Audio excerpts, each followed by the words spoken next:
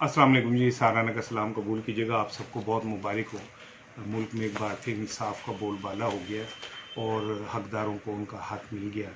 और वो लोग जो बेचारे बहुत अरसे से पिस रहे थे, मज़लूम थे और गरीब लोग थे, आज शुक्र है अल्लाह का कि अदालतों ने उन्हें इंसाफ दे दिया। मरियम नवाज़ को एवान फील्ड रेफरेंस से उनकी न सिर्फ सज़ाएँ जो हैं वो कलादम करार दे दी गई, बल्कि मुअत्तल कर दिया गया, नाअहली भी ख़त्म कर दी गई और उन्हें सियासत में हिस्सा लेने का अहल भी करार दे दिया गया है। और अदालत ने कहा है कि ये कैसे साबित होता है कि ये नवाज शरीफ की जायदाद थी और मरियम जो थी उनके साथ थी। मैं समझता हूँ कि बहुत अच्छा फ़ैसला है, कौम को मुबारक हो। लेकिन अगर ये भी साथ पता चल जाता कि एवन फील्ड फिर है किसका, तो ज़्यादा बेहतर हो जाता।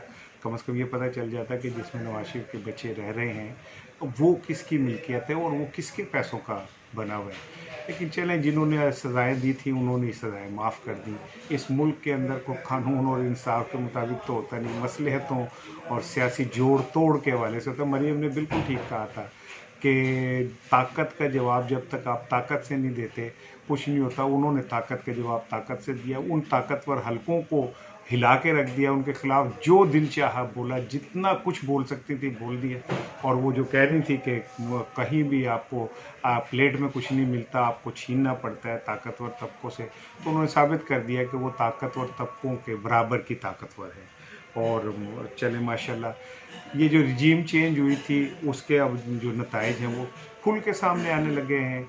आज मरियम बरी हुई हैं, कल को शरीफ फैमिली से सारे केसेस ख़त्म हो जाएंगे, नैब वैसे ख़त्म कर दिया गया है और उसके बाद ये कि एहतसाब अदालतें वैसे ख़त्म हो चुकी हैं।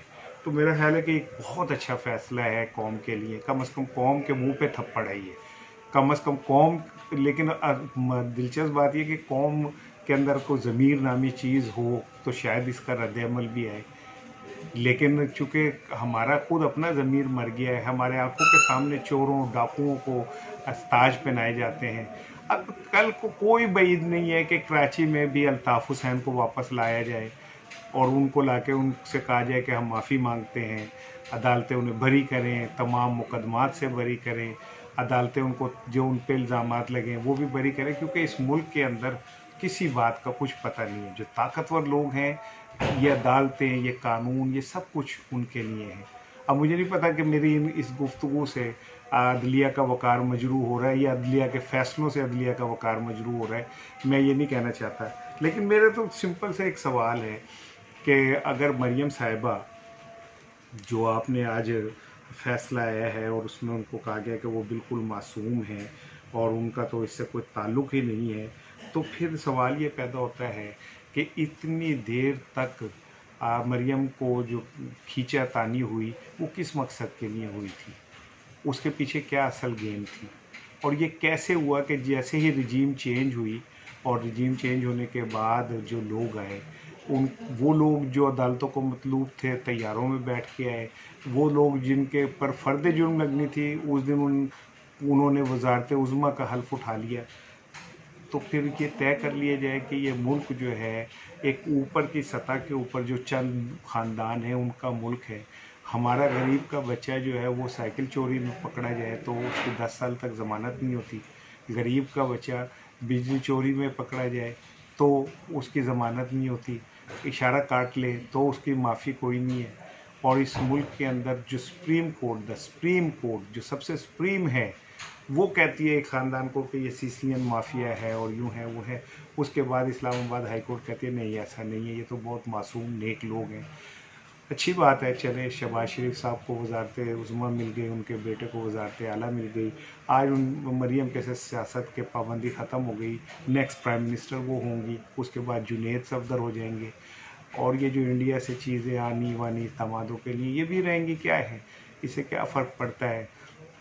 इस मुल्क के अंदर ये जो 22 करोड़ कीड़े हैं कुल बुलाते हुए, भूख के मारे हुए, खुदकशियाँ करते हुए, खून थूकते हुए मर जाने वाले, उनके ज़िम्मे सिर्फ इतना है कि वो हमेशा शेर एक बारी फेर आवे आवे के नारे लगाएं और अपनी आँखों से देखें कि किस तरह ताकतवरों के नीचे से खिलतें जो हैं उनको किस तरह दी जाती हैं, किस तरह अदालतें उनके लिए रेड कारपेट बिछाते हैं। इस मुल्क का बेड़ा गर्क ऐसे ही नहीं हो रहा। जिस कौम में अब इंसाफ ख़त्म हो जाता है उसका हाल वही होता है जो इस पाकिस्तान का हो रहा है। और अफसोस की बात यह है कि वो इदारे जो इस मुल्क की सिक्योरिटी के ख़ुद को ज़िम्मेदार करार देते हैं, वो सब खुद अपनी आंखों के सामने अपने हाथों से ये सब कुछ करा रहे हैं।